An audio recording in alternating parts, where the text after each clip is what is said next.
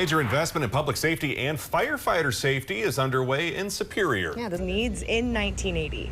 Now, with larger equipment and increased coverage area and volume of calls, it was time for a new design. It will have extra bunks, a space that can actually fit the trucks, and help reduce the firefighters' exposure to carcinogens by quickly removing the toxins from equipment and limiting their ability to spread in the building. So we know that cancer prevention is important in the fire service. Our folks are exposed to a lot of carcinogens in the job, and the cancer rates for firefighters are much higher than the general population. So anything that we could do to help prevent that or help reduce their exposure is important.